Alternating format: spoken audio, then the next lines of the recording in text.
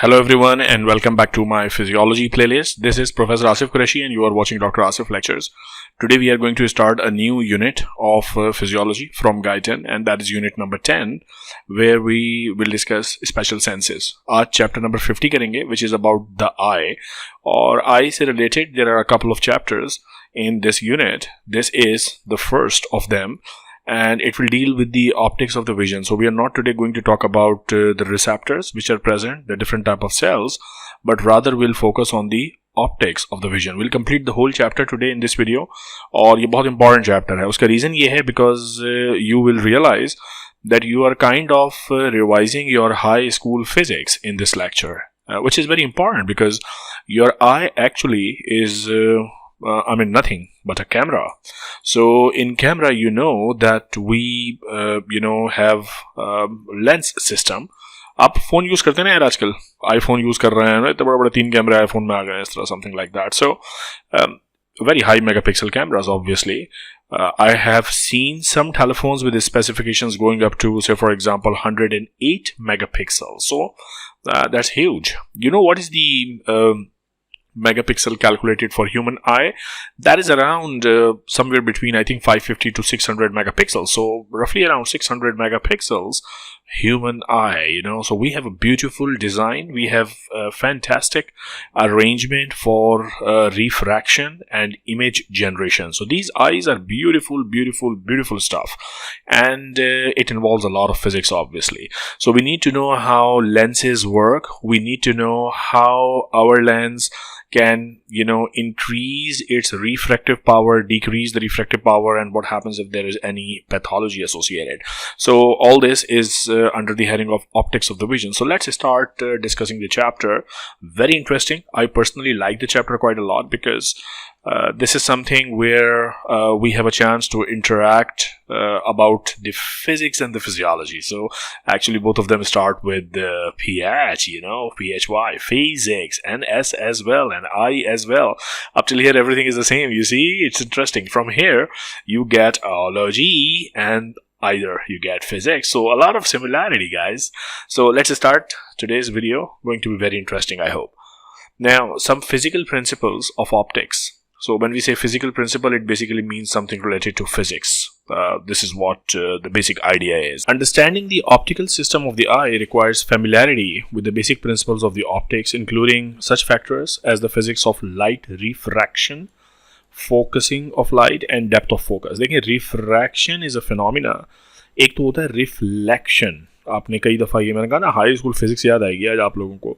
एक होता है रिफ्लेक्शन और एक प्रोसेस होता है फिजिक्स में refraction. So when the light rays for example they strike a shiny surface, so they after striking they reflect. So this is known as the incident ray and this is known as the reflected ray, and this is the phenomena for example in mirror. But if the light rays are passing through a glass substance, a substance which is not a reflective substance, तो इस पर जब light rays पड़ती हैं तो incident rays पड़ती हैं and then they bend to certain degree and then there is the emerging ray. So ये जो phenomena bending का है that is known as refraction, and this happens whenever there is a difference in the refractive power. So for example, outside here is the air, light rays are traveling in the air, and now suppose this is the glass.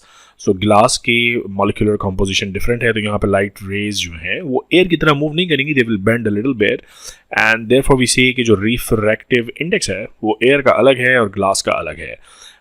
That also happens in water. So suppose for example there is water and there is a pebble stone there and you are looking from here, so light rays are coming in the air and then there is water, so they are refracting by virtue of water because air का refractive index और water का refractive index अलग है. So actually जो आपको जहाँ pebble stone दिख रहा है वो actually वहाँ होता नहीं है because you are seeing it at a refracted position. Okay, so refraction basically whenever light rays passes from one surface to the other when there is a difference in the refractive index, and reflection is the phenomena जब light rays किसी surface पे hit करके they reflect back. Okay, and focusing of light is, so for example this is a lens here, you see that is the lens, this is the lens, convex lens for example because it's biconvex, it's convex on this side, it's convex on this side, and the light rays are coming over, so these are the incident rays going towards the lens. Now as soon as they hit the lens, lens has a different refractive index, so the light rays all bend to a point which is known as point of focus. So this is known as the focal point or the point of focus. You see, all the light rays converge on this particular point. अच्छा, जिस point पे light rays converge होती हैं lens से लेके, lens के centre से actually लेके उस जगह तक जहां तक फोकस हुआ है, that distance is known as the focal length of the lens. अब अगर लेंस, ये मैं सारी बातें एक साथ बता रहा हूँ, फिर will talk this on the text as well. So if say for example I have two different types of lenses, so this is an important concept to discuss here. एक लेंस मेरे पास ऐसा है which is kind of very गोल मटोल lens. This is also biconvex, थोड़ा सा इधर से टेढ़ा हो गया, सॉरी फॉर दैट. और एक मेरे पास लेंस इस तरह का है, right. So these are two different categories of lenses that I have got. This is गोल मटोल, दिस इज पतला दुबला. अब इस पर जब लाइट रेज पड़ेंगी, so it will bend the light very powerfully, something like this. So light rays यूं आ रही हैं एंड दे आर बेंडेड, और ये जो पॉइंट बन गया which is known as the focal point, ये बहुत जल्दी बन गया बिकॉज पावरफुल लेंस है, गोल मटोल लेंस है, इसने फॉरन लाइट रेज को बेंड किया and they meet here. Now इसको आप कंपेयर करो इस पतले दुबले लेंस के साथ. इस पर जब लाइट रेज हिट करती हैं, सो वो थोड़े डिस्टेंस पे जाके कन्वर्ज होती हैं. So light rays hit and they इस पॉइंट पे जाके ये कन्वर्ज हो रही हैं. सो जो फोकल पॉइंट है वो काफ़ी दूर बना है. उसका रीज़न ये है क्योंकि लेंस वीक है काइंड ऑफ, और उसका जो रिफ्रैक्टिव या लाइट बेंडिंग पावर है वो कम है. अब इससे हुआ क्या? इससे हुआ ये कि जो गोल मटोल लेंस है विच इज़ हाईली कॉन्वेक्स, उसका जो ये फोकल डिस्टेंस है, this is what is known as the focal length, ये फोकल लेंथ कम है, इसकी फोकल लेंथ ज़्यादा है बिकॉज इसका जो फोकस पॉइंट है वो काफ़ी दूर जाके बना है. सो द पॉइंट इज़, आपका जो ह्यूमन आई में लेंस है ना, वो आई मीन डिपेंडिंग अपॉन आप नज़दीक की चीज़ देख रहे हो या दूर की चीज़ देख रहे हो, it has the capacity to become rounded whenever needed and become like this whenever needed. अभी हम पढ़ेंगे इसके बारे में, okay? So what I wanted to tell you at the very beginning is the different terminologies. Okay, what is refraction, what is focusing, and what is focus point, and what is focal length. ठीक है, ये discussion अगर आपके जहन में है अच्छे से, so we'll proceed further. Refraction of light. See, refractive index of a transparent substance. क्या होता है? Light rays travel through the air at a velocity of about 300,000 kilometers per second. It's pretty fast, huh? But they travel much slower through the transparent solids and liquids. यानी अगर गिलास मौजूद हो light rays के रास्ते में तो उनकी स्पीड स्लो हो जाती है, या कोई transparent liquid such as water हो. The refractive index of a transparent substance is the ratio of the velocity of light in the air to the velocity of the substance में से जब light गुजर रही है. So इनका जो speed का रेशियो आएगा, that is what is known as refractive index. Now, the refractive index of air is taken as a standard, which is 1. Thus, if the light travels through a particular type of glass at a velocity of 200,000, so imagine this is less than what is the speed in the air. In the air, it is going to be 300,000, yeah, 300,000, and now in the glass, it's 200,000. So what you do is 300,000 divided by 200,000, and you get the refractive index of 1.5. So this is how you calculate the refractive index. अब कोई भी surface है, suppose diamond है, उस diamond से light rays गुजर रही हैं, so all you need to do is calculate the speed of light in air and then calculate the speed of light in diamond and divide the two and you will get the ratio, and the ratio is known as the refractive index. That's how you calculate it. Okay, now refraction of light rays at an interface between two media with different refractive indices. Now that's important. When light rays traveling from a beam, such as it does travel in a beam, so that's known as a light beam, okay? So many rays there.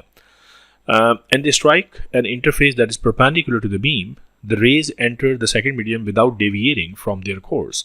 The only effect that occurs is decreased velocity of transmission and shorter wavelength, as shown in figure 51A. So if you look at this figure, that is a perpendicular surface and the light rays are going like this. They hit the surface, they're still traveling in the same direction, but the speed has gone down as indicated by the difference in these purple lines.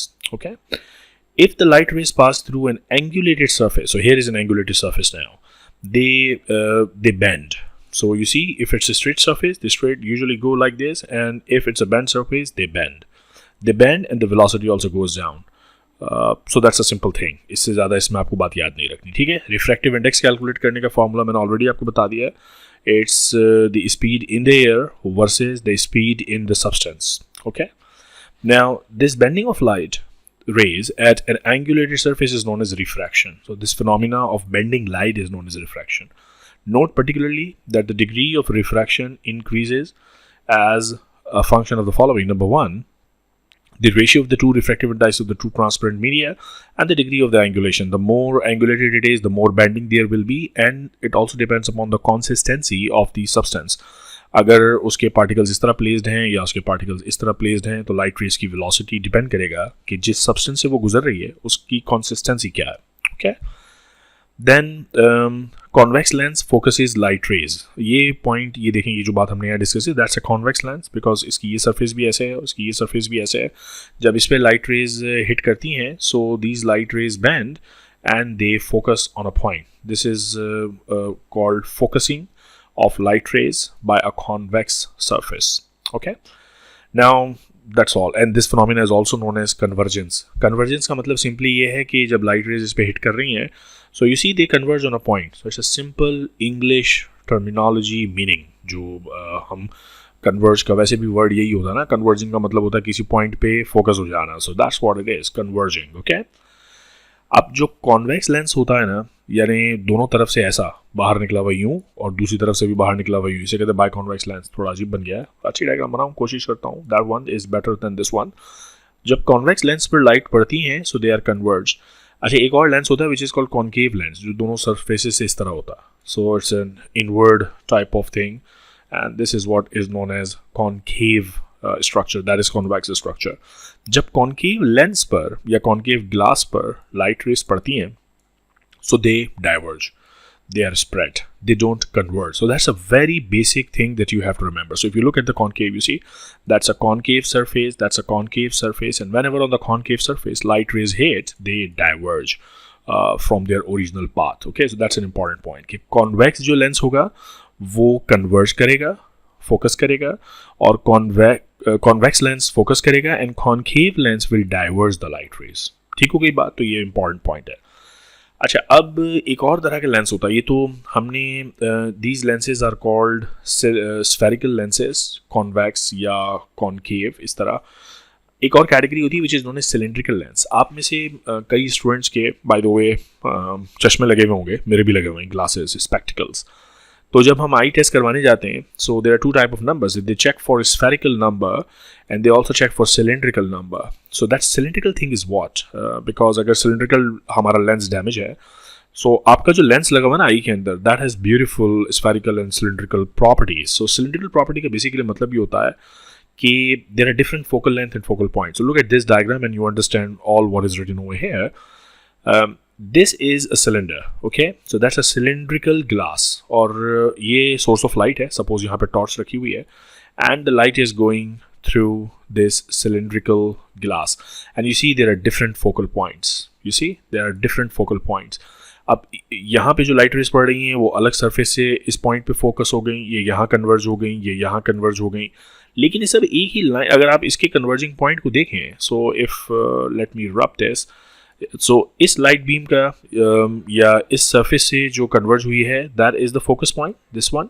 इसका focus point ये है और इसका focus point ये है. If you draw a line, all these focal points are on single line and this is known as line of focus. Okay, and this is to show that if you manipulate, there is one cylindrical glass here, the other cylindrical glass here, so they are actually perpendicular to each other. एक इस direction में है और एक इस direction में है, and this is the torch light, so source of light. अब जब लाइट इसमें से जाएगी तो इनका ऑप्टिकल फिनोमिना इस तरह होगा कि they all converge on the same point. So we can actually manipulate how to arrange the lenses to get a single focus point. Okay, but the point to remember over here is if you are using a spherical lens, suppose by convex, light rays converge to one single point. But if you are using a cylindrical type of lens, then the focal points are many, but there is a single focal line of focus जिसको हम कहते हैं. Okay. Now the focal length of a lens that I have already told you. Focal length का concept, ये वाली diagram एक दफ़ा दोबारा बताता हूँ because this is worth explaining. Let me again share with you two different type of lenses. One is Gold-Mattol lens and the other one is a bigger thin lens. Okay, जितना मोटा Gold-Mattol, जितना convex lens होगा वो उतना ज़्यादा bend कर देगा light को जल्दी, and the focus point will be very near to the lens, और लेंस से लेकर फोकल पॉइंट तक का जो डिस्टेंस है वो कहलाता है फोकल लेंथ। तो गोल मटोल लेंस में focal length will be less and focal point will be near.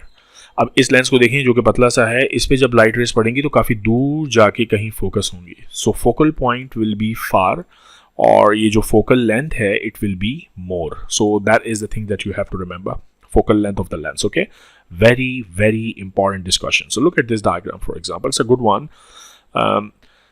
So here we have, for example, let's compare this lens with this lens. Okay, so and there are different beams of light. So category number 1 इसमें biconvex lens है, category number 2 इसमें भी biconvex lens है, and category number 3 इसमें भी biconvex lens है. तो तीनों categories में we have biconvex lens. तो लेंस की कैटेगरी डिफरेंट नहीं है, लेकिन लेंस का जो शेप है वो डिफरेंट है। पहली कैटेगरी में जो लेंस है that is although it is biconvex, but if you compare 1 versus 3 this is more biconvex, so this is rounded lens. Okay, और मैंने आपको बताया था जितना राउंडेड होगा उतना उसका कन्वर्जिंग पावर ज़्यादा होगा, सो that's the focal point. You see it's near the lens, यही बात मैंने आपको बताई थी, जितना गोल लेंस होगा उसका फोकल पॉइंट उतना नियर होगा, और चूंकि फोकल पॉइंट ये है तो यहाँ से लेके लेंस तक का डिस्टेंस क्या कहलाता है, फोकल लेंथ, तो इसकी फोकल लेंथ क्या होगी, लेस। अब इसको आप कंपेयर करें से फॉर एग्जांपल इस डायग्राम के साथ। अब इस डायग्राम में भी फोकल पॉइंट ऑलमोस्ट उसी पॉइंट पे बन रहा है, लेकिन डिफरेंस क्या है, डिफरेंस ये है कि यहाँ जो लाइट सोर्स थी वो करीब से आ रही है and it is emerging from a single source. So एक टॉर्च है जो इस तरह डाइवर्जिंग लाइट्स भेज रही है, इसको कंपेयर करो इससे। You see here, these light rays are not coming from a small point like this. ऐसे नहीं निकल रही, they're coming far away, दूर से आ रही हैं। तो दूर से आने वालों का कन्वर्जेंस पैटर्न डिफरेंट होता है, करीब से आने वालों का कन्वर्जेंस पैटर्न डिफरेंट होता है। ओके, अब ये दोनों जो लेंस हैं पॉइंट नंबर 1 और पॉइंट नंबर 2 पे, ये दोनों लेंस बिल्कुल एक जैसे हैं, लेकिन इन दोनों में लाइट सोर्स डिफरेंट है। तो इसकी वजह से, लाइट सोर्स डिफरेंट होने की वजह से फोकल लेंथ चेंज हो गई। अगर लाइट सोर्स दूर है और पैरेलल रेज आ रही हैं लाइट की, तो वो जल्दी कन्वर्ज हो रही हैं, focal length is less and focal point is near। लेकिन अगर near source है और single point source है और parallel rays नहीं आ रही बल्कि diverging rays आ रही हैं इस तरह से, तो जो focal point है वो दूर बना है और जो focal length है that is more। So you need to understand all these different scenarios कि number 1 what is the category of the lens, number 2 how are the light rays coming। If you simply compare this type of gold matol lens with this type of lens और दोनों में light rays ऐसे आ रही हैं यानी parallel आ रही हैं, तो द गोल मटोल lens will have shorter focal length, they will converge earlier, and this thin lens will have long focal length, they will converge later. So all this sort of thing. Okay, important discussion है यार ये, इसको video को बार बार सुनना जब तक बात समझ भी नहीं आए, ठीक है, right. Then formation of an image by the convex lens, all you need to remember here is the image which is formed is usually upside down and then the brain processes it for correction, and इससे ज़्यादा अभी हम नहीं discuss कर रहे हैं, but that is an important heading जिस पे मुझे थोड़ा टाइम लगाना है, refractive power of any refractive surface। देखो refractive power का मतलब ये है, सिंपल वर्ड्स में अगर बोलूँ ना, अगेन एक ये लेंस है which is heavily biconvex और एक ये लेंस है which is thin slim like this। सो ये लाइट रेस को स्ट्रांगली बेंड कर देगा, स्ट्रांगली बेंड, और फोकस पॉइंट बिल्कुल फौरन आ जाएगा नियर द लेंस। तो इसको हम कहते हैं कि इस लेंस का रिफ्रैक्टिव पावर बहुत ज़्यादा है, और ये जो लेंस है इस पर जब लाइट रेस पड़ेंगी तो वो दूर जाके कहीं फोकस होंगी, इसका जो फोकल लेंथ है वो बहुत ज़्यादा होगी, and in terms of refractive power इसका रिफ्रैक्टिव पावर कम है। So if there is more bending power that means there is more refractive power. If there is less bending power, it means there is less refractive power. So in simple terms, जो refractive power है, it is the amount or the power of bending the light. Okay? So the refractive power उसका unit जो है, it is measured in diopters, जैसे length को kilometre metre में नापते हैं, इसी तरह से हम रिफ्रैक्टिव पावर के लिए जो यूनिट यूज़ करते हैं वो है डायप्टर। जितना ज़्यादा डायप्टर होगा उतना रिफ्रैक्टिव पावर ज़्यादा होगा, उतना बेंडिंग पावर ज़्यादा होगा। सो अगर मैं कहता हूँ किसी लेंस का बेंडिंग पावर 25 डायप्टर्स है, सो इट्स अ वेरी गोल मटोल लेंस। और अगर मैं कहता हूँ किसी लेंस का बेंडिंग पावर ओनली 1 डायप्टर है, so it is a thin lens. Okay क्योंकि इसका रिफ्रैक्टिव पावर कम है, इसकी बेंडिंग कैपेसिटी कम है। अब अगर पूछूं इसकी फोकल लेंथ क्या होगी, ज़्यादा होगी, इसकी फोकल लेंथ क्या होगी, कम होगी, इसका फोकस पॉइंट नियर होगा, इसका फोकस पॉइंट दूर होगा। यार मुझे तो तेज़ी से बोलने में बड़ा मज़ा आ रहा है, लेकिन आई होप कि आपको समझ भी आ रहा हो, देख लीजिएगा, ठीक है। दोबारा वीडियो शायद आपको सुननी पड़े, so please listen to the video unless you understand the concept. So refractive power in diopters of a convex lens is equal to 1 meter divided by focal length. Not an important point. There's a spherical lens that converts parallel light to a focal point of 1 meter beyond the lens has a refractive power of 1 diopter. So this is actually the definition of 1 diopter, if you want to remember. Otherwise, जो मैंने concept आपको बताया कि जितना unit refractive power 10 is more than 1 diopter. So this is more गोल मटोल, this is thin. Okay? Right nothing else. Convergence और divergence मैंने आपको बता दिया कि जो कॉन्वेक्स लेंस है वो लाइट रेस को कन्वर्ज करेगा, और अगर कॉनकेव लेंस है तो वो लाइट रेस को डाइवर्ज करेगा। So that is the phenomena of convergence and divergence. This is to show you that there is an upside down image formation, okay, and then obviously your beautiful brain processes it so that you see things the way they are. पता चला उल्टी चीज़ें हैं और आप देख सीधे रहे। Anyways, now this is another very good diagram because it is telling you different diopter है ना, तो diopter किस चीज़ का यूनिट है? Diopter is the unit of refractive power. So there are 3 lenses, lens number 1, lens number 2 and lens number 3, और तीनों के refractive powers अलग अलग हैं। So lens number 1 है उसका refractive power है 1 diopter, lens number 2 का refractive power है 2 diopter and lens number 3 is very strong, उसका refractive power है 10 diopter। तो जितना ज़्यादा मैंने आपको बताया diopters होंगे, refractive power होगा, उतना स्ट्रांगली लाइट रेज बेंड होंगी और फोकस पॉइंट जो है वो नियर होगा। And therefore you see here that because the focus point is so near the focal length is less. इसका 2 डायोप्टर है तो थोड़ा सा दूर जाके फोकस पॉइंट बनेगा, फोकल लेंथ ज़्यादा होगी। इसका तो सबसे कम रिफ्रैक्टिव पावर है। सबसे कम रिफ्रैक्टिव पावर का मतलब ये हुआ कि लाइट रेज काफ़ी दूर जाके फोकस होंगी। So imagine I mean this you can only understand if you have gone through all these concepts in a very conceptual manner. Otherwise इसको आप अगर ऐसे बगैर समझे पढ़ के आगे बढ़ते जाएंगे ना तो ये चीज़ें समझ में नहीं आएंगी आपके। रिमेंबर, जितना गोल मटोल लेंस है उसका रिफ्रैक्टिव पावर उतना ज़्यादा है, उसका बेंडिंग पावर उतना ज़्यादा है। Focal point will be near to the lens, focal length will be less, diopters will be high. ये कन्वर्ज हो रही है लाइट। इसको कंपेयर करें इस लेंस के साथ, यहाँ पे जब लाइट रेस पड़ेंगी तो they will bend very slowly और दूर जाके कहीं मिलेंगी। So focus point will be far, focal length will be more, diopter will be less. So you need to understand all these things, okay? With this, let us now move. So this was all pure physics कि किस तरह से lens काम करते हैं, okay? And that is very important to understand because आगे का जितना डिस्कशन है वो समझ भी नहीं आएगा जब तक ये लेंस का डिस्कशन समझ भी नहीं आएगा, क्योंकि आपकी आंख में भी लेंस ही भरे हुए हैं।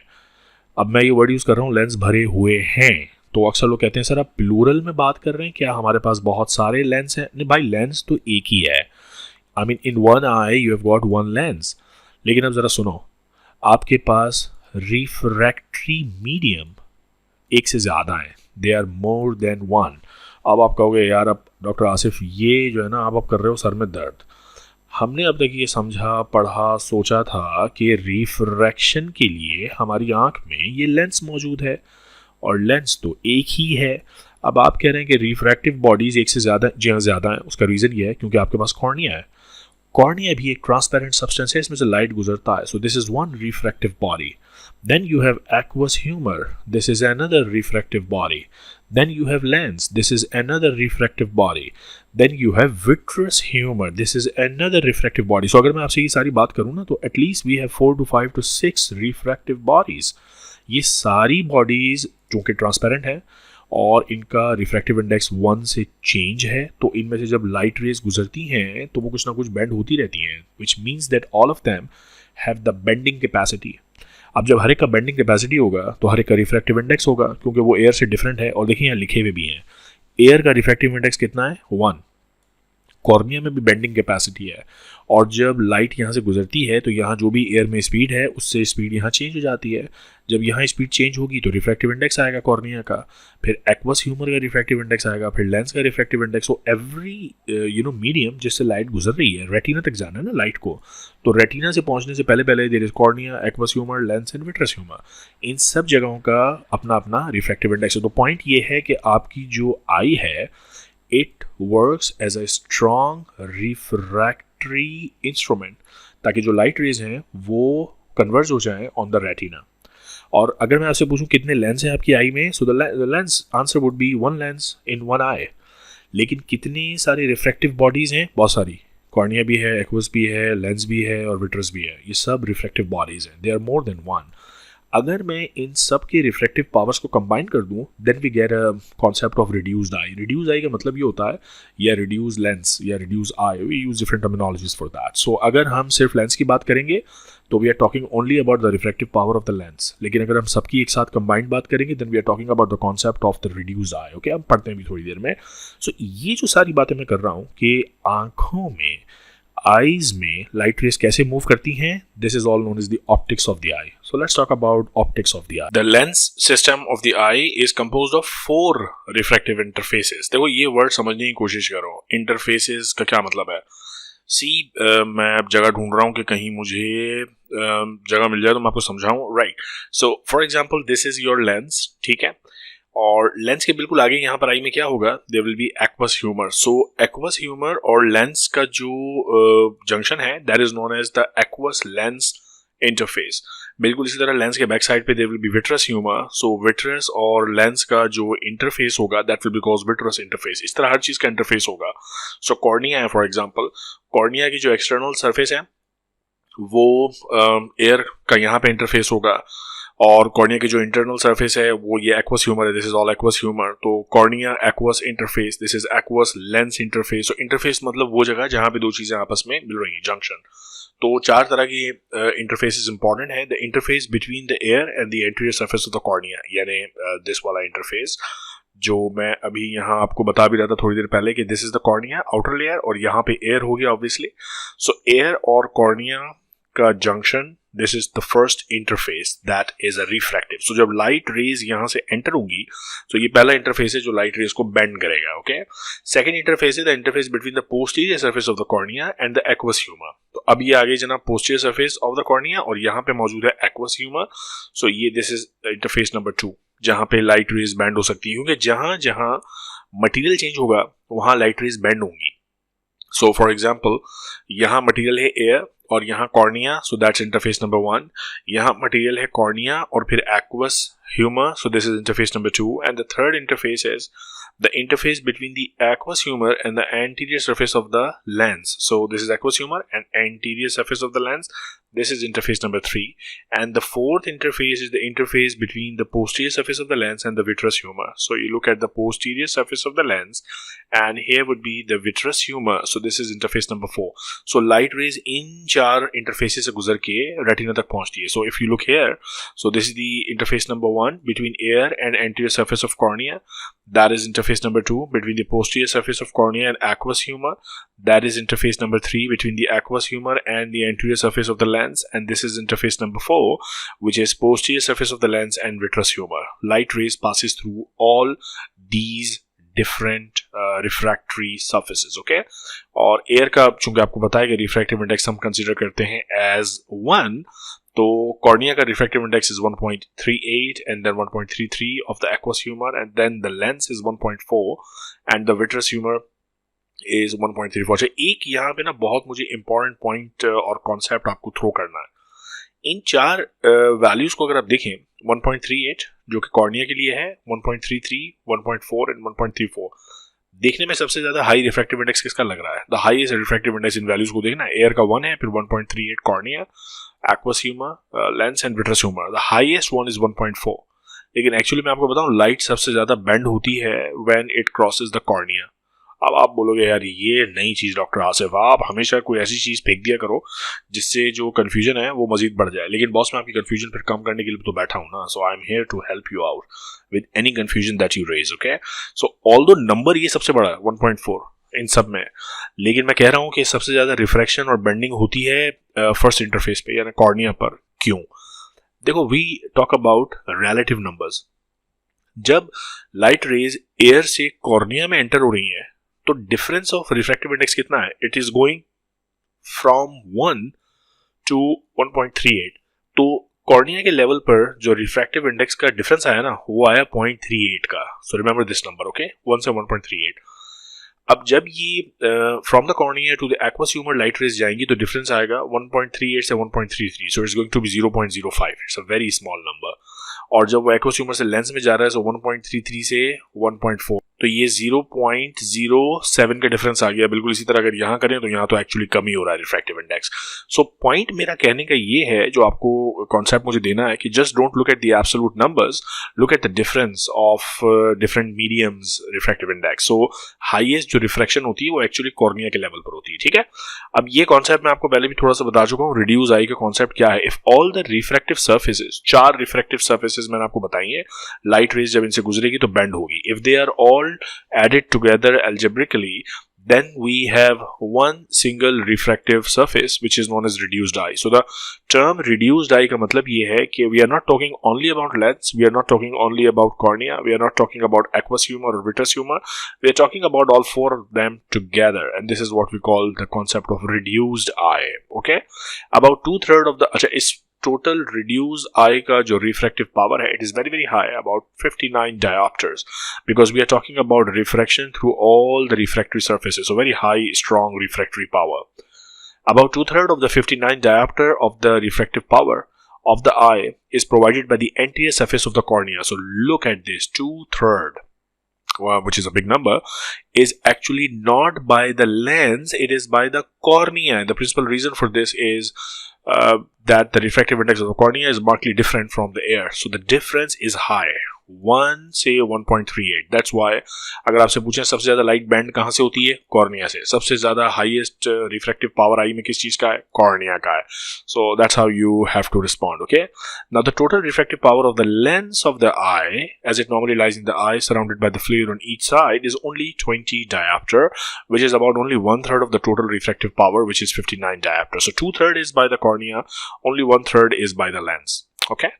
Now, formation of an image on the retina in the same manner as you have a convex lens and then it makes an image.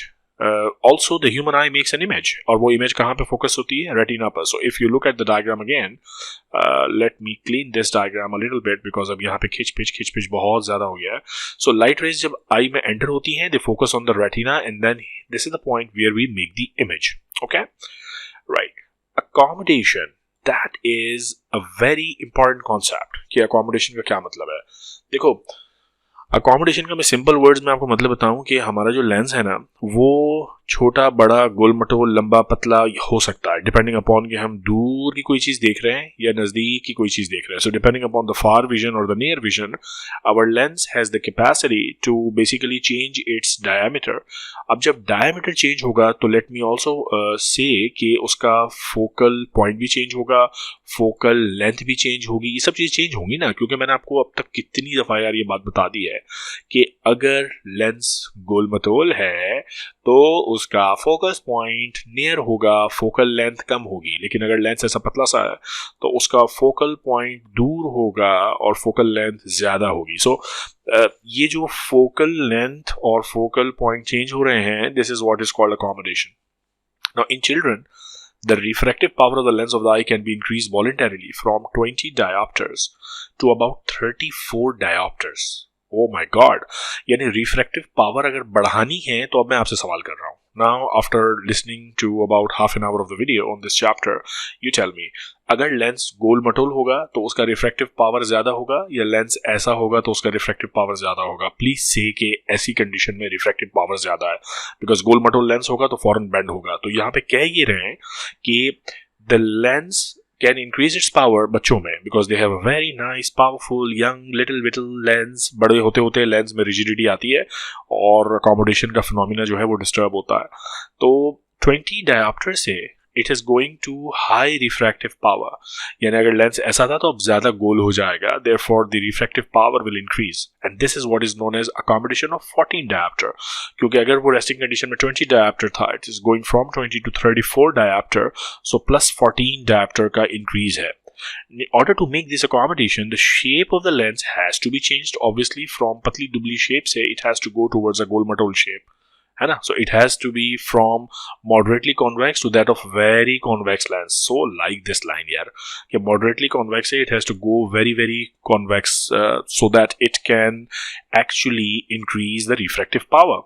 In young person, the lens is composed of a strong elastic capsule filled with viscous and proteinaceous but transparent fluid. So the lens is covered with obviously something. When the lens is relaxed state, when no tension on its capsule, it assumes an almost spherical shape, owing to mainly the elastic retraction of the lens capsule. However, as shown in figure, abhi dekhte hain is diagram mein, there are suspensory ligaments, about 70 of them. They attach radially around the lens, which pull the lens towards the outer circle of the eyeball. These ligaments, the suspensory ligaments, are constantly tensed by their attachment on the anterior border of the choroid and the retina.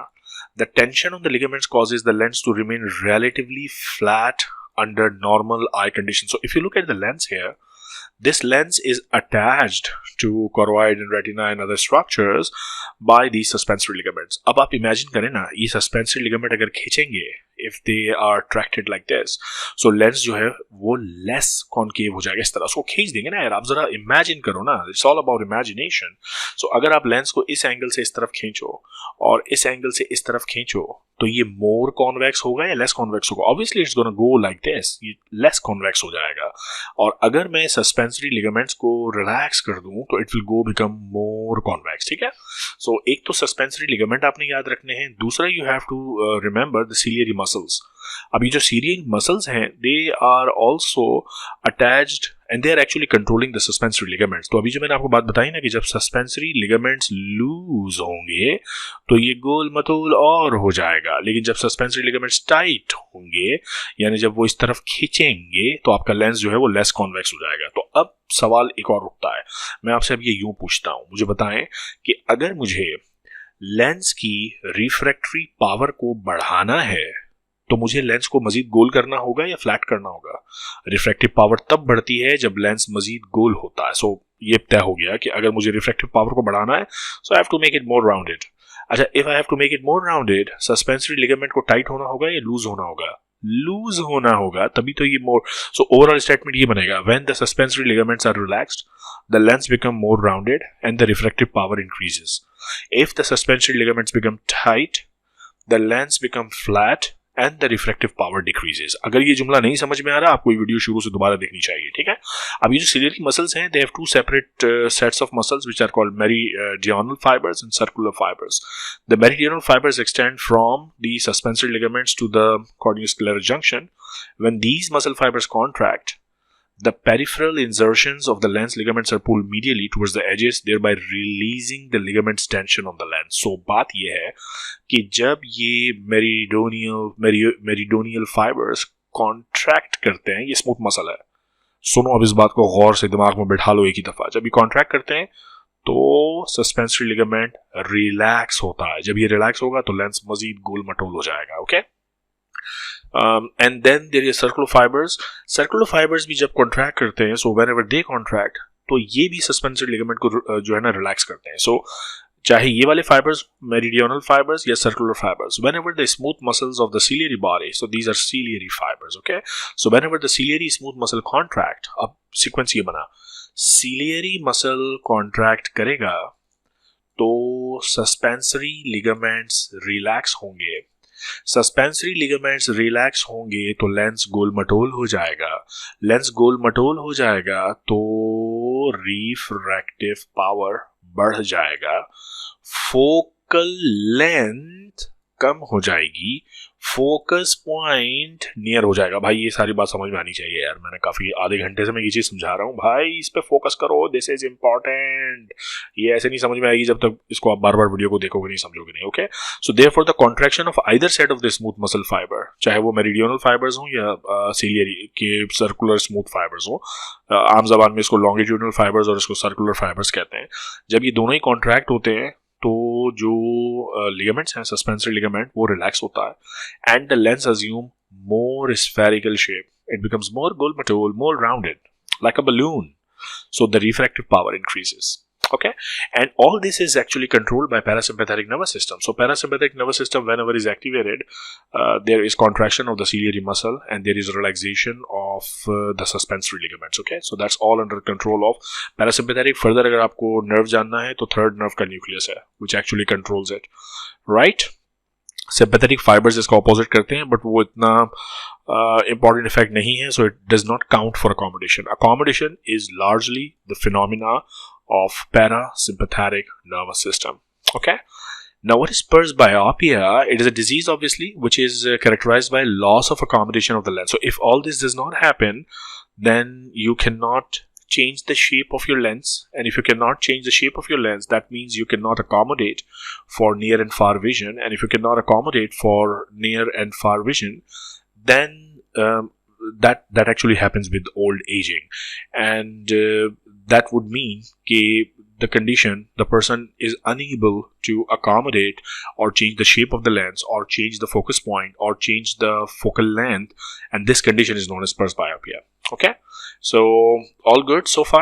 आगे बढ़ते हैं, बात को बढ़ाते हैं. As a person grows older, the lens grows larger and thicker, becomes far less elastic, particularly because of progressive denaturation of the lens proteins. The ability of the lens to change the shape decreases with age, and therefore you imagine the power decreases. अगर बच्चे में बात करें तो lens का power 14 dioptre से 40, 45, 50 साल में it goes to only 2 diopters. इसीलिए जैसे जैसे एज बढ़ती है तो लोगों की दूर की नज़र अगर ठीक है तो नज़दीक उनको रीडिंग में मसला होता है, क्योंकि लेंस अकोमोडेट नहीं कर पाता. बिकॉज आपको ज़ाहिर है अगर नज़दीक की चीज़ देखनी है तो लेंस को गोल मटोल करना पड़ेगा. वो कैपेबिलिटी अगर लेंस की ख़त्म हो गई, presbyopia हो गया, then you have to use like binocular lenses, binocle या bifocal, not binocular, मैंने गलत नाम, वो तो माइक्रोस्कोप के लिए. So bifocal glasses, यानी आपको नज़दीक, वो कहते हैं ना ऐसा चश्मा जिसमें दूर की विजन नज़दीक की विजन दोनों सेट रखें. So that actually happens. 70 साल की एज में आपका जो लेंस का पावर है वो it goes down only to 0 diopters. You see? So refractive power is lost and therefore accommodation power is lost, and the person is said to having presbyopia. So very important concepts यार, and I'm so loving it because मुझे भी ऐसा लग रहा है मैं थोड़ी बहुत फिजिक्स पढ़ा रहा हूँ यार, मेरे अभी हाई स्कूल के डेज याद आ रहा है. Now what is pupillary diameter? So pupil basically कहते हैं जो ये जो गैप आपको नजर आ रहा है ना between the iris, so this area जिससे लाइट रेज एंटर होती हैं लेंस की तरफ, this area is known as pupil. अगर ये आइरिस बॉडीज जो हैं ये एक दूसरे के बिल्कुल करीब अप्रोच होंगी, यानी अगर एक्सटेंड होकर ऐसे हो जाएं समथिंग लाइक दिस, तो प्यूपिल छोटा हो गया, और अगर ये दूर दूर चली जाएंगी तो प्यूपिल बड़ा हो जाएगा. सो प्यूपिल एक्चुअली अपर्चर की तरह है, it's just like an opening, और वो ओपनिंग कंट्रोल करता है कि कितनी अमाउंट ऑफ लाइट एंटर होगी. The major function of the iris is to increase the amount of light that enters the eye during the darkness and to decrease the amount of light that enters the eye during the daylight. So जब आप एक open bright area में है, this is beautiful you and it is the beautiful Sunny area और बहुत light है, तो जब बहुत ज्यादा लाइट है तो आईज में प्यूपिल का साइज छोटा होता है, इट्स इनफ, इसमें से काफी लाइट गुजर जाएगी. लेकिन जहाँ डार्क है, अंधेरा है, रात है, घर में सन्नाटा, रात का वक्त, तो आपके प्यूपिल ऐसे बड़े बड़े होते हैं ताकि मैक्सिमम लाइट रेज एंटर हो सके. Okay, the amount of light that enters the eye through the pupil is proportional to the area of the pupil, or that's not important. Depth of focus of the lens system increases with decreased pupillary diameter. That is a very important concept. ये basically काफ़ी ज़्यादा detailed physical point है, लेकिन मैं I'll try to make this clear to you कि इसका मतलब basically क्या है. Now this is the figure that we will discuss now. This will be the figure of our focus at this point of time, figure 5011.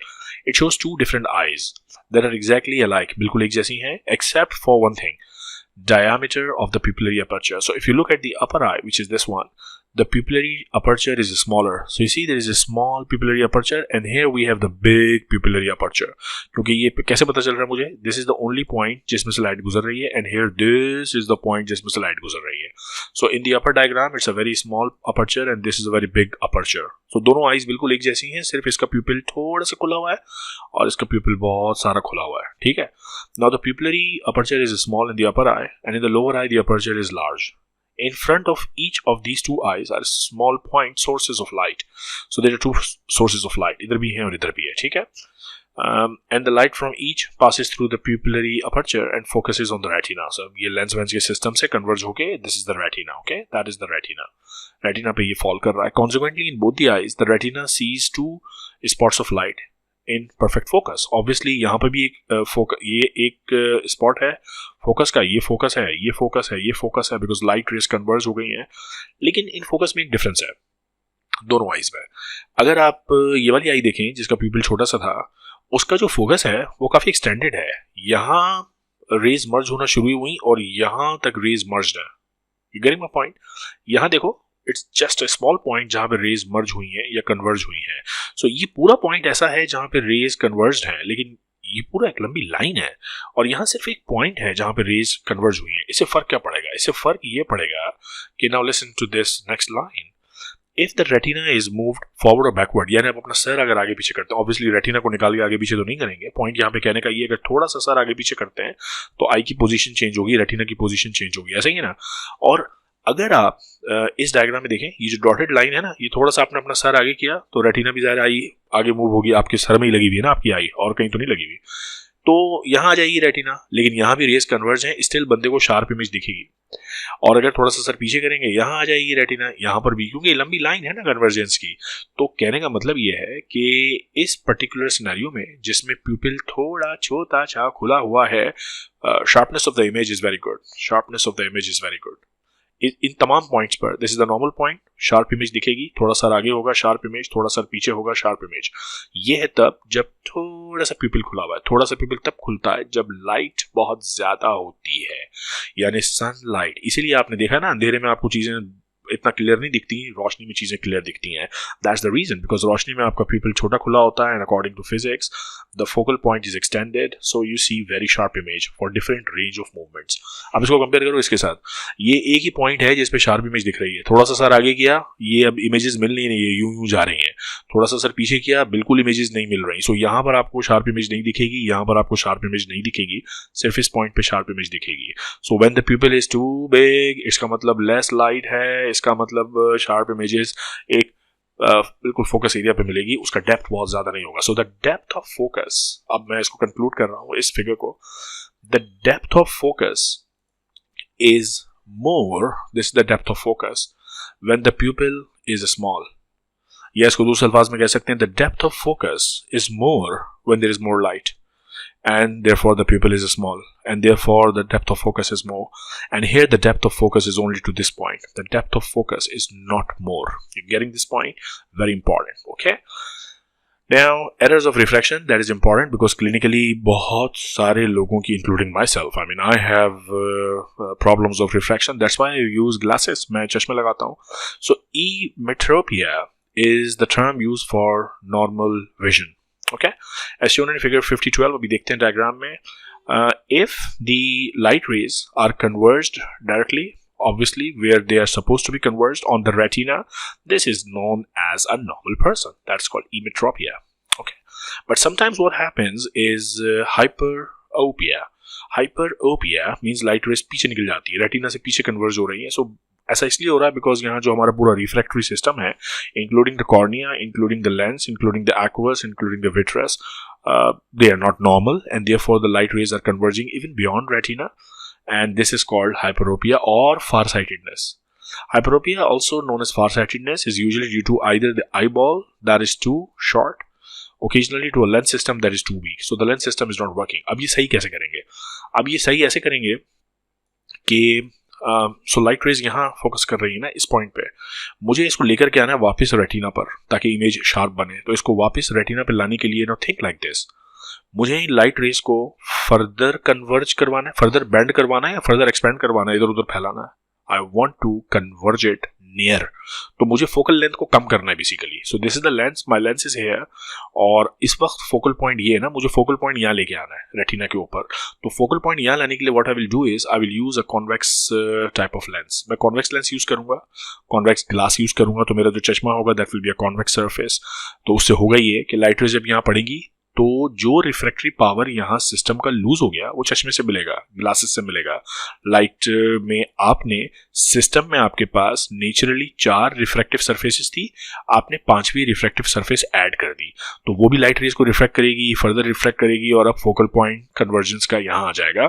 अब इसको यहाँ लाएंगे कैसे? It depends upon the number of the glass. अभी जो glass है, बाज लोगों का सिर्फ 0.1 नंबर होगा, बाज का 1 नंबर होगा, बाज का 2.5 होगा. सो strength of the glass is indicated by the number of your चश्मा. ठीक है, जितना रिफ्रैक्टरी पावर लूज हुआ है उतना आपको ये 5वां रिफ्रैक्टरी ऑब्जेक्ट ऐड करने में उसका पावर बढ़ाना पड़ेगा. So that is how you correct hyperopia. Okay. So again, one more time, let's repeat the whole story again. So in hyperopia, what's happening? कि जो refractory power है आपकी आई का, जिसमें 4 apparatus थे, याद है ना, कॉर्निया और ये सब चीजें, सारे इंटरफेसेस मैंने बताए थे आपको. So they are not working properly. So actually, eye has lost the refractory power, and therefore the focal point has gone beyond the standard. तो फोकल लेंथ बढ़ गई है. अब मुझे इसको दोबारा इस पॉइंट पे लेके आना है रेटिना पे, from here to here. So I have to increase the refractory power, और रिफ्रैक्टरी पावर को इंक्रीज करने के लिए मुझे यहाँ पे 5वां टूल ऐड करना होगा, विच इज माई चश्मा, and that will then converge and add to the refractory power of these 4, क्योंकि इन चारों को तो बेचारों का कम हो गया था ना रिफ्रैक्टिव पावर. अब 5वीं चीज ऐड आपने कर दी, चश्मा लगा दिया, कॉन्वेक्स चश्मा लगाएंगे.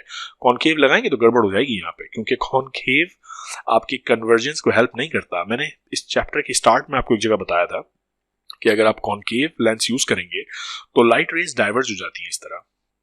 We don't want divergence, we want convergence in this condition. ठीक है, क्योंकि मुझे from far on the retina लेके आना है, मुझे फोकल लेंथ कम करनी है, मुझे फोकल लेंथ बढ़ानी नहीं है. अच्छा, फिर एक कंडीशन होती है which is called myopia, also known as near sightedness. In this what happens कि लेंस ज्यादा गोल मटोल हो जाता है, सिलियरी बॉडीज के issues, and the image is now being, focus point यहाँ आ गया, फोकल लेंथ कम हो गई है. अब मुझे फोकल लेंथ को बढ़ाना है, इसको पीछे ले जाना है, रेटिना पे लेके आना है. तो मैं यहाँ पे concave lens, concave surface add करूंगा. कॉनकेव सरफेस ऐड करने से ये होगा कि जब लाइट रेज यहाँ पड़ेंगी तो ये थोड़ा सा डाइवर्ज होंगी, और डाइवर्ज होने के बाद जब कन्वर्ज होंगी they will come back to the point where they are actually coming on the retina. So you need to know कि hyperopia में you have to use convex lens, और myopia में you have to use concave lens. Okay, right. So correction of myopia and hyperopia, I've already told you this. So this diagram is showing you hyperopia. You correct hyperopia by using a convex lens, and now the rays are converging onto the retina because you have increased the refractive power by using a chashma. And here in myopia, you are diverging the light rays by using a concave lens. So now it is coming back on the retina. So that is what we have already discussed. Fantastic. Now, what is astigmatism? Astigmatism is a whole lot of different things. It's a refractive error of the eye that causes visual image in one plane to focus at a different distance from that of a plane at the right angles. Astigmatism usually results from too great a curvature of the cornea in one plane of the eye. In an example of astigmatism would be a lens surface like that of an egg lying sideways to the incoming light. The degree of curvature in the plane through the long axis of the egg is not nearly as the degree of curvature in the plane. मैं इसको simple जबान में आपको समझाऊं, ये आपकी cornea है. अगर कॉर्निया थोड़ी ऐसी ऐसी हो जाए या लेंस सरफेस थोड़ी इस तरह से डिफरेंट हो जाए तो व्हाट विल हैपन कि लाइट रेज जो हैं वो स्मूथली एक जैसा रिफ्लेक्ट नहीं होगी. कोई लाइट रे इधर जा रही है, कोई उधर जा रही है. So you start making like different focal point, and this is what is known as astigmatism. That's the simplest way you need to remember, and it is actually corrected by a cylindrical lens. That is important because you remember cylindrical lens में मैंने आपको बताया था कि this lens would do what, कि जब light यहाँ पड़ेगी तो इसका फोकल पॉइंट इधर बनेगा, लाइट यहाँ पड़ेगी तो इसका फोकल पॉइंट इधर बनेगा, लाइट यहाँ पड़ेगी तो इसका फोकल पॉइंट इधर, और ये सब एक लाइन में होंगे. यही तो मसला है जब एस्टिग्मेटिज्म होता है, यानी सरफेस जो है वो इस तरह से रफ होती है कि there are different focal point. उनको सेट करने के लिए you need a cylindrical lens, not a spherical lens. Okay, so that's all that I had to discuss. Usually आपने नोट किया है कि मैं ये ब्लू बॉक्सेस डिस्कस नहीं कर रहा होता, बट बिकॉज ये ऑप्थेल्मोलॉजी में it is of great importance, so I have to, I can not skip them. Okay, now correction of optical abnormalities with contact lenses. So same principle है, जो चश्मे का प्रिंसिपल है. If you have to add a contact lens, it means you are adding a glass or you are adding a refractive surface. Okay, so glass or plastic contact lenses that fit snugly against the anterior surface of the cornea can be easily inserted, and they can actually increase the refractive power of the eye. जैसा चश्मा लगा के हम मसला हल कर रहे हैं, बिल्कुल वैसे ही ये लेंसेज लगाए जाते हैं. So no big deal. What are cataracts? ये तो पैथोलॉजी में हम डिटेल में पढ़ेंगे. Basically these are opaque areas in the lens. आम जबान में इनको मोतिया भी कहते हैं. So cataracts, diabetes and what not, बहुत सारी इसकी कॉजेज हैं. Not the topic here. Okay, now what do we mean by visual acuity? Theoretically light, अब मैं आपको सिंपल करके बता देता हूँ यार, टेंशन न लो. विजुअल एक्विटी का बेसिकली मतलब ये होता है कि how good is your capability to discriminate between the two points which you are seeing. So if this is a beautiful eye and you are seeing these two points, how well you can differentiate between the two. Check कैसे करते हैं इसको? वो कभी I check करवाने गए हो? ऐसे बॉक्स पड़ा होता है जिसमें बड़े बड़े ऊपर बड़े बड़े फिर छोटे छोटे नंबर लिखे होते हैं. That's how you check the visual acuity. So theoretically, the light from distant point sources, when focused on the retina, should be infinitely small. However, because the lens system of the eye is never perfect, such a retinal spot ordinarily has a total diameter of about, so this is not important, just leave it. The average diameter of the cone and not relevant. The normal visual acuity of the human eye for discriminating the point source is about 25 seconds of the arc. Again, too much detail. Let me tell you that what I just told you is fine. And clinical method किस तरह check करते हैं? It's a chart of testing eyes. Usually consists of the letter of different sizes placed 20 feet away. यानी यहाँ अगर आप बैठे हुए हैं 20 फीट पर, एक वो इस तरह की चीज पड़ी होती है जिसको आप चेक कर रहे होते हैं. ठीक है, पढ़ रहे होते हैं. If the person can see well the letters of a size that he or she should be able to see at the distance of 20 feet, सब कुछ अगर पढ़ लिया, then the vision is known as 20/20. That is the normal vision. If the person can see only letters that he or she should be able to see at 200 feet, the person is said to have 20/200 vision. ये किसकी है भाई? In other words, the clinical method for expressing the visual acuity is to use the mathematical fraction over the distance.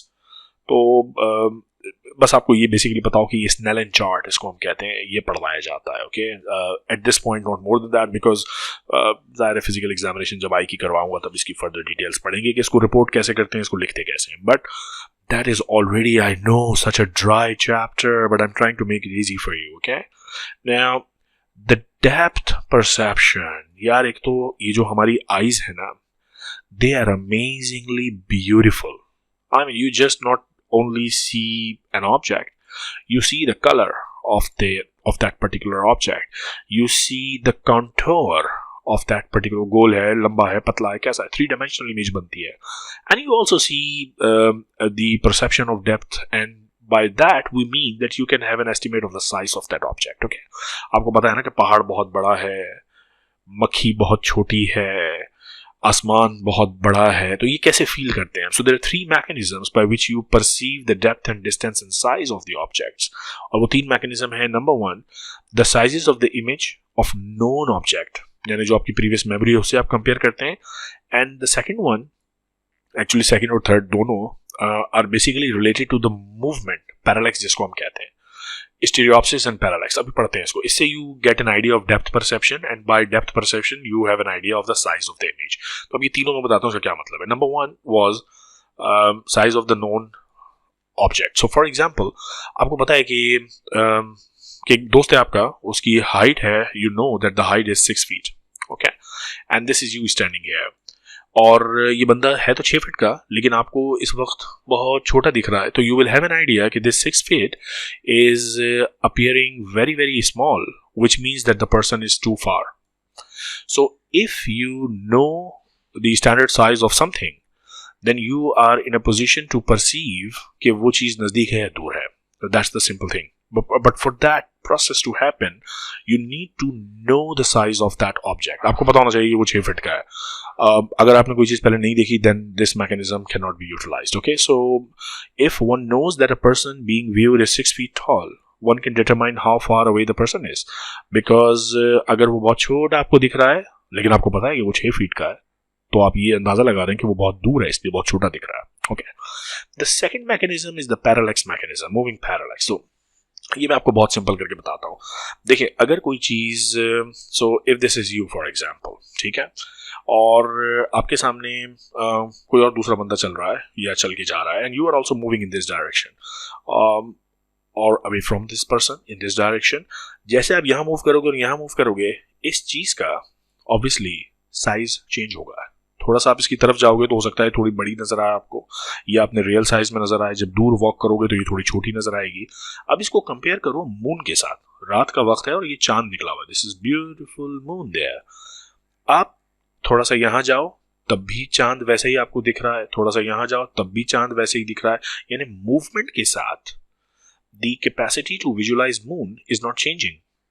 इसका ऐसे लगता है कि position एक ही है, बल्कि बचपन में मेरे साथ ये अक्सर अभी भी होता है यार. अभी हम देखें, इधर भी नजर उठाओ चांद नजर आ रहा है, थोड़ा आगे जाओ फिर चांद वैसे ही नजर आ रहा है उसी पोजीशन पर without changing. So that is called, if something is not changing it's depth with the movement parallax, it simply means the thing is, number one, very far away, and number two, it's very big.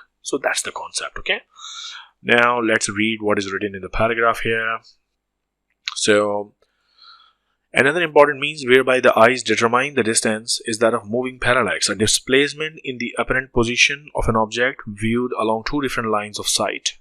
If a person looks off into the distance with the eyes completely still, he or she perceives no moving parallax. यानी अगर आप सिर्फ यहाँ खड़े होकर moon को देख रहे हो तो वो तो वैसे ही दिखेगा, लेकिन मूव करके भी देखो फिर भी वैसे ही दिख रहा है. Okay, and therefore you can have an idea of the relative distance, यानी ये बहुत दूर है या बहुत कम है. That idea you can get. और third category है depth of objects को determine करने की. That is called stereopsis, which is the binocular vision.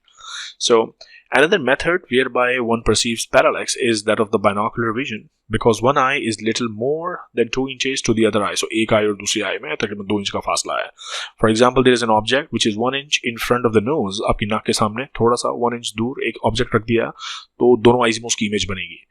लेकिन अगर, so for example, if this is you standing there and you are looking at an apple here and you are looking at a moon there, so जो moon आप देख रहे हैं, you have an idea कि ये जो moon है मेरी movement के साथ इसके size पे कोई change नहीं पड़ रहा, but ये थोड़ा सा इधर और थोड़ा सा इधर और इसके size पे change पड़ेगा. So that thing is smaller and near to you, and that is very far and away from you. So basically almost the similar pattern of moving parallax. So what I'm trying to tell you is that your eyes are beautiful. They can see objects not for their size only, their colors, their contours and their depth perception. कि वो कितना दूर है हमसे, कितने बड़े हैं. कभी आपने पहाड़ों वाले रोड पर ट्रैवल किया है?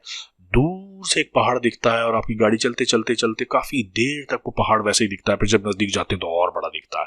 So because it is not changing its position in small movements, it is supposed to be very big and very far away. That's the depth perception capacity of your eyes. Okay, I know that's a little difficult concept to grab, but try to get into the feel of it. Okay, now the last bit of the chapter, so we are talking all about mechanics. We're talking about lens system, we are talking about refraction, we are talking about some hypothetical scenarios, and now we need to talk about your eyeball is filled with liquid, and that is the next topic of discussion, the fluid system within the eye, which is known as the intraocular fluid. अब ये पहली line बिल्कुल simple है कि आई के अंदर जो fluid है, this is called intraocular fluid. Intra का मतलब अंदर, ocular मतलब आई, which maintains the sufficient pressure on the eyeball to keep it distended. अब देखें, eyeball आपका ना distended structure है. अब इसको ऐसे फूला हुआ रखने के लिए, गुब्बारे देखें ना आपने फुगे, उसके लिए उसके अंदर आपको एयर चाहिए ना, उसको फूला हुआ रखने के लिए. अगर इसमें से एयर निकाल दो तो ये पिचक जाएगा. तो आई के अंदर भी या तो हवा भर देते हैं, तो नेचर ने हवा से बेहतर ये सिस्टम रखा, बोला यार हवा कौन बार बार भरेगा, इसके अंदर कोई लिक्विड भर दो, तो उस लिक्विड को हम कहते हैं इंट्राऑक्यूलर प्रेशर. पर्पस ये है कि आई जो है वो डिस्टेंडेड फॉर्म में रहे. तो अब यहाँ दो इश्यूज हैं. एक तो ये कि there should be a structure जिससे वो लिक्विड बनेगा, and then there should be a mechanism जिससे वो लिक्विड ड्रेन हो जाए. अदरवाइज ये बिल्कुल CSF की तरह है ना यार, सेरेब्रोस्पाइनल फ्लूइड की तरह, वहाँ कॉर्वाइड प्लेक्सेस हैं, CSF बनाते रहते हैं और फिर ये ड्रेन होता रहता है, तो बिल्कुल यहाँ भी ऐसे ही सिस्टम है, ठीक है। अब डिफरेंट टर्मिनोलॉजीज हैं जो आपको समझनी है कि ये जो फ्लूइड है it can be divided into aqueous humour which is present in front of the lens and then the vitreous humour which is present behind the lens, और ये एक्चुअली जेल लाइक मटेरियल होता है, तो sometimes इसको we also call it vitreous body. So ये और ये fluid flow करता रहता है। So if you look at the diagram here, so this is the lens, lens के सामने जो लिक्विड है that is called aqueous humour, lens के पीछे जो लिक्विड है यहाँ बड़े चैम्बर में, this is called vitreous humour, ठीक है, राइट। अब देखते हैं कि बनता कहाँ है, क्या सिलसिला है। It is continuously being formed and reabsorbed, this is important. The balance between the formation and reabsorption determines the pressure. So ये जो आई के अंदर प्रेशर है ना, अगर सोचो ना, ये बिल्कुल आप देखो सिंपल सी बात आने लगी है, इसको जरा समझो कि अगर गौर से सुनना इस बात को, क्योंकि इस पे एक बहुत इंपॉर्टेंट पैथोलॉजी का कॉन्सेप्ट है। अगर ये लिक्विड बनता जाए बनता जाए बनता जाए और ड्रेन ना हो तो ऑब्वियसली आई के अंदर बहुत सारा लिक्विड बन जाएगा, बहुत सारा लिक्विड बन जाएगा तो the intra ocular pressure will increase. अब ये इंपॉर्टेंट है ना, मैंने क्या कहा, लिक्विड बनता जाए बनता जाए बनता जाए और ड्रेन ना हो। अच्छा, ड्रेन होने की कहानी ये है कि इसका सिस्टम है कि we have a canal of Schlemm, और इस कैनाल ऑफ स्क्लेम में ये लिक्विड जाता है और यहाँ से फिर ये एक्वस वेन्स के जरिए वेनस सिस्टम में एंटर हो जाता है। एक्चुअली अब मजे की बात आपको बताऊँ, ये जो कैनाल ऑफ स्क्लेम है ना, ये एक्चुअली एक वेन ही है, इट्स अ वेन। ये ऐसी वेन है, बल्कि शायद बॉडी की, I think it's the only when जिसमें ब्लड नहीं है, ब्लड की जगह इसमें ये सारा लिक्विड है, इंट्रा ऑक्यूलर फ्लूइड है। So it drains into the venous system, तो बनता है। और वेनस सिस्टम अगर किसी वजह से ये कैनाल ऑफ स्क्लेम ब्लॉक हो जाए, ये जगह ब्लॉक हो जाए, देन व्हाट विल हैपन कि liquid will accumulate here in the eye और इंट्रा ऑक्यूलर प्रेशर बढ़ जाएगा, and that condition is what we call glaucoma. So glaucoma is a condition when there is raised intra ocular pressure, usually because of the blockage of the drainage. So drainage is very very important, ठीक है। और यार ये simple concept है, घर में भी अगर ड्रेनिंग पाइपलाइन बंद हो जाए तो बैक फ्लो ऑफ वाटर होता है ना, गटर भर जाते हैं गलियों में, so that's the same concept, okay. So the aqueous humour is formed in the eye at an average rate of 2 to 3 microlitre per minute, काफी सारा बन रहा है ये पूरे दिन की अगर आप बात करें। It is produced by the ciliary processes, and here you see in the diagram here as well, so there are little ciliary body which continuously produce, because यहाँ पे जो सेल है ना, ये कॉर्वाइड प्लेक्सेस की तरह जैसे CSF बनता है, they are highly secreting cells, तो यहाँ से filtration of plasma and all the secretory material things happen and a lot of liquid is being produced. So it is produced by the ciliary processes, okay, and then it is, मैंने आपको इसका drainage का system already बता दिया, right? Canal of sclem आपने याद रखना है। This diagram is actually telling you कि how the ciliary processes are releasing the aqueous humor and the intraocular fluid. Aqueous humor is formed almost entirely as an active secretion by the epithelium of the ciliary process. Secretion begins with an active transport of sodium ion into the spaces between the epithelial cells. So mechanism, believe me, not important. If you grab the concept, what I just told you, enough. Outflow is through the canal of sclem, which is at an angle between the cornea and the iris. So if you look here, that is your cornea and this is your iris. So this is the angle where canal of sclem is present. और ये canal of sclem अगर block हो गई कहानी खराब हो जाएगी, ठीक है। Ultimately it all goes to the aqueous veins. Now the intraocular pressure is obviously the pressure within the eye. जैसे टायर का प्रेशर होता है जब आप किसी गाड़ी में हवा भराते हैं, तो डिपेंडिंग अपॉन आप कौन सा टायर यूज़ कर रहे हैं या कौन सी गाड़ी यूज़ कर रहे हैं, उस हिसाब से उसका प्रेशर होता है ना। बाज़ कार्स में 30 प्रेशर रखते हैं, बाज़ में 40 तक भी बात होती है, बाइक्स में कम होता है। इस तरह आई का जो प्रेशर है यूजुअली 12 से 20 मिलीमीटर ऑफ मर्क्यूरी है, और ये मेजर किया जाता है बाय टेक्निक। अब दो तरीके हैं, या तो आप आंख के अंदर कोई नीडल डाल दो और यहाँ पे एक मीटर लगा दो, प्रेशर मेजर कर लो, ये तो कर नहीं सकते, आंख पंचर करोगे क्या यार। दूसरा तरीका ये है कि टोनोमेट्री करते हैं। टोनोमेट्री का पर्पस ये है कि दिस इज कॉर्निया ना, आंख पे एक इस तरह का अपैरेटस रखते हैं विच इज कॉल्ड टोनोमीटर, उसमें सेंटर में प्लंजर होता है जो कि थोड़ा सा प्रेस करते हैं, और यहाँ फिर एक रीडिंग नोट कर ली जाती है कि what is the amount of pressure required to slightly depress the cornea. इस तरह you measure the intra ocular pressure, और ये इंपॉर्टेंट है ग्लोकोमा वगैरह में मेजर करने के लिए। सो टोनोमेट्री का वर्ड आपने याद रखना है, ठीक है। अच्छा, अब ये जो सारा कुछ है ये इसलिए इंपॉर्टेंट है भाई क्योंकि ये जो ग्लोकोमा है ना, it is one of the most common causes of blindness. अगर फुल ब्लॉन ग्लोकोमा है, यानी अगर आई का प्रेशर बहुत ज़्यादा बढ़ा हुआ है, तो ऑप्टिक नर्व वगैरह कंप्रेस होगी, डैमेज होगी, विद इन फ्यू डेज बंदा ब्लाइंड हो सकता है. That's why this discussion is all very important. Okay, now regulation of the intraocular pressure. Intraocular pressure is constantly capped with in the normal range. और mechanism simple है यार, यहाँ से fluid बन रहा है और फिर फ्लूइड ड्रेन हो रहा है. ये प्रोसेस कंटिन्यू चलता रहेगा, सब ठीक रहेगा, अंदर का प्रेशर ओके रहेगा. अगर ड्रेनेज बंद हो गई, गया अंदर का प्रेशर, अब वो बढ़ जाएगा. इतनी सी बात है, ठीक है भाई.